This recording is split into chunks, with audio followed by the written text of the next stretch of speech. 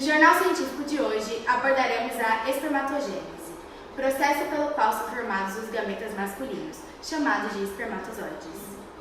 Esse processo é formado por fases, tendo seu início na fase proliferativa, através de células diploides, ou seja, que possuem 46 pares de cromossomos, que levam o nome de espermatogônias. Essas células se multiplicam através do processo denominado mitose, na parede dos túbulos seminíferos e tornam-se diversas. Essa fase leva a maior intensidade no período da puberdade masculina e se estende durante toda a vida do homem.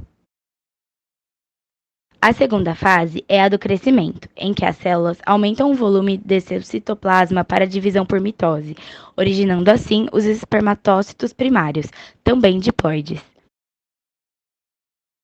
A terceira fase é chamada de fase de maturação, em que os espermatócitos primários sofrem a divisão por meiose, responsável por gerar duas células filhas haploides, que possuem 23 pares de cromossomos, os espermatócitos secundários. Além da primeira divisão meiótica, há a segunda, em que os dois espermatócitos secundários originam as 4 espermátides haploides. Em sua fase final, há a transformação das espermátides por um processo chamado de espermiogênese, para o que conhecemos como espermatozoides, sendo considerado maduro aquele que possui cabeça, colo e cauda. A primeira parte desse processo, a Golgi, inicia o desenvolvimento do acrossoma e da cauda.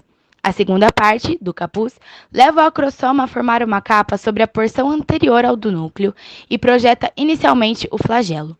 A terceira, do acrossoma, leva seu redirecionamento e cobre a maior parte do núcleo. E por último, a também chamada de maturação, condensa como um todo o núcleo e descarta as porções desnecessárias do citoplasma, organizando assim as mitocôndrias na base do flagelo, o que garante sua movimentação. Agora, vamos passar um vídeo do processo da espermatogênese.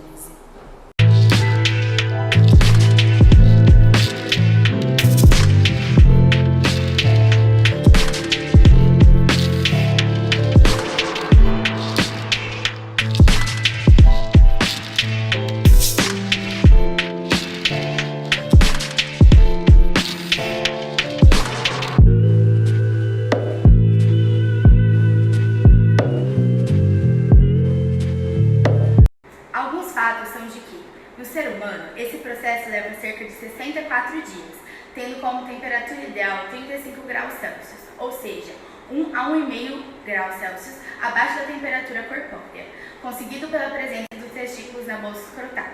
Além de que, há uma condição chamada criptoquidismo, em que os indivíduos são incapazes de produzir os espermatozoides, pelos testículos estarem retidos uni ou bilateralmente na cavidade abdominal. Motivo, assim que a criança nasce, é importante verificar se existe ou não criptorquidia. Se os testículos não estiverem situados na bolsa escrotal, a conduta é observar como evolui o caso durante 1 ano e meio, porque eles podem migrar naturalmente. Caso contrário, o menino deve corrigir a anomalia precocemente, através de cirurgia, para preservar, assim, a função germinativa. Essa foi a matéria do nosso Jornal Científico de hoje. Muito obrigada!